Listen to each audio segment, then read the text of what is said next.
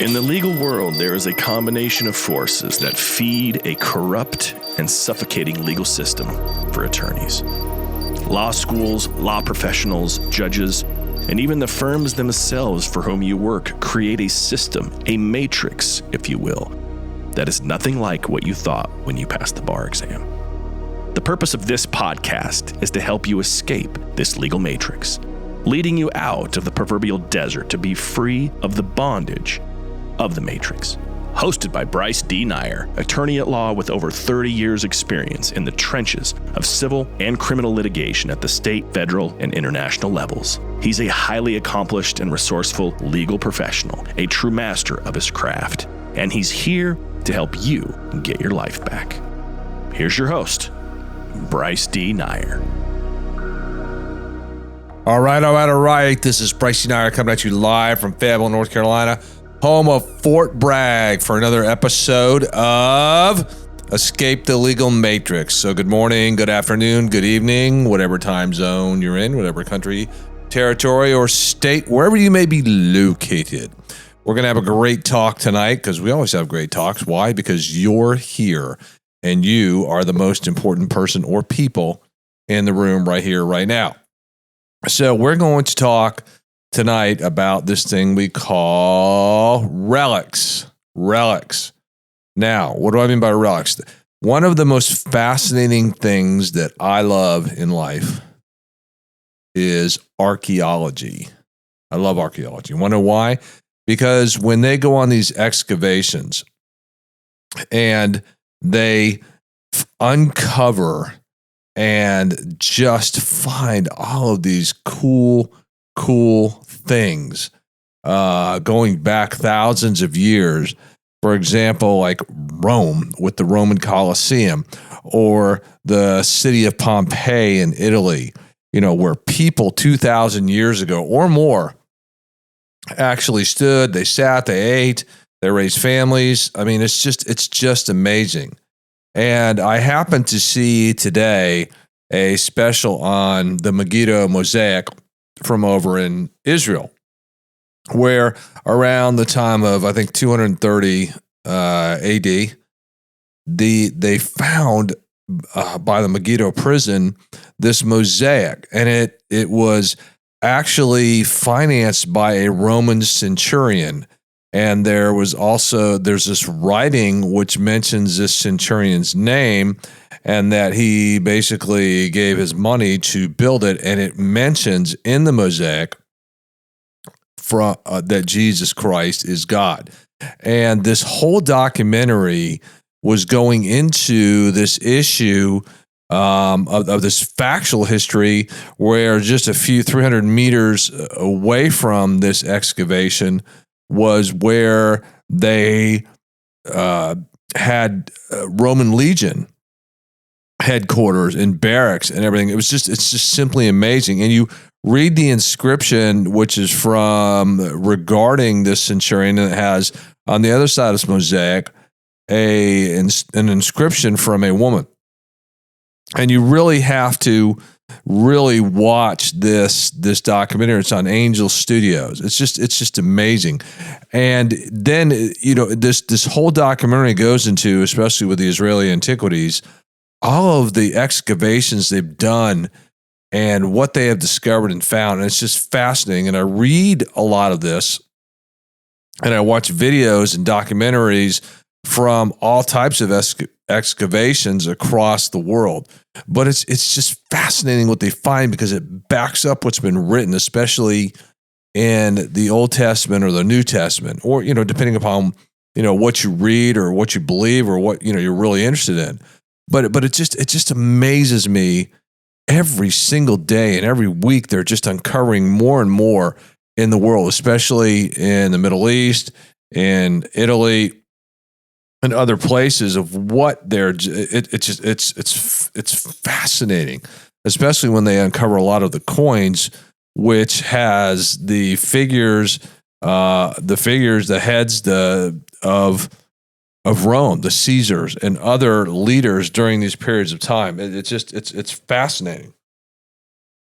And this brings me to the subject of you and me. assuming that the world is here 100 years from now, and I'm not sure that it will be, what will our legacies, our grandchildren, great-great-great-grandchildren, what will they see that we did? Will it be just a bunch of Snapchat messages or text messages and shorthand and abbreviation and memes? That's going to be pretty sad. It's kind of funny because I saw that the other day where it was, I don't remember what social media platform it was, but it was somewhere way down the road in the future where they would see what we all are doing now with all these Snapchat messages and memes and, Instagram and all the other social media platforms. It's pretty funny, pretty sad too. So it begs the question, as law students, as lawyers, what's going to be your legacy? What's going to be the relic? Because when I watch these documentaries, they find like weapons of war, swords. They find, things of peace. Just like the Dead Sea Scrolls, which were discovered after World War II, and that document the Old Testament scripture. It's just amazing that these things exist in a technology with which we can ascertain what is above ground, below ground, and what these relics, what they say and what they don't say. And it just confirms, almost everything, a lot of things in history. And sometimes it turns people upside down because they didn't believe that certain people existed or they didn't believe certain events happened. And now you uncover these relics and they just survive, thousands of years so that we in present day can view them. And it's very telling. So, I sat there this weekend.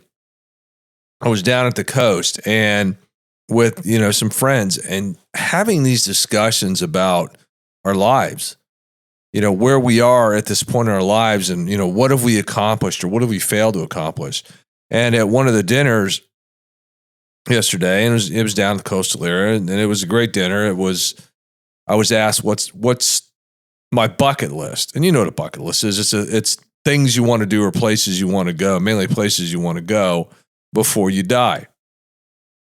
And to be brutally honest here, I just couldn't really come up with places I absolutely have to go and see before I die.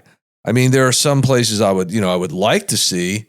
Some of them are kind of dangerous places in the world right now, so I don't know that I will ever see them, but I just thought about that, and I was trying to make a list of what would be on my bucket list. And I don't know. Most people can do it. I had a really difficult time because I thought, well, what relic would I like to see? I would love to travel more and see more of history and historical sites and places and just, look at them, touch them. But I don't know. And so it goes back to, where are you in your life? Where in your world, are you establishing a relic, so to speak, for your legacies down the road? Again, assuming the world is even here 100, 200, 300 years from now in its present form. And again, I'm just not convinced it will be, not in the form that it is. I mean, that just comes from my religious background and my religious beliefs in Christianity. But I often wonder if law students or lawyers, even think about that. Like, what is your relic? Did you do something where you won a major case that made a significant difference, a positive difference in somebody's life? And I just began to think about all these different things as I was watching the advertisement for the Megiddo mosaic, and I finally watched it today. And I couldn't just take my eyes off the screen. I couldn't, I watched it. I was fascinated with this. Fascinated that they had the actual centurion's name and this woman's name on this mosaic, and that it, from this period when the Roman Empire was still going strong and they were tolerant of Christians, which not too many decades later, one of the other Roman emperors had killed thousands and thousands of Christians because he felt they were a threat, and how things change. And then after that, Constantine comes along and declares that Christianity is going to be the state religion, and ultimately you have the Eastern and Western Roman empires.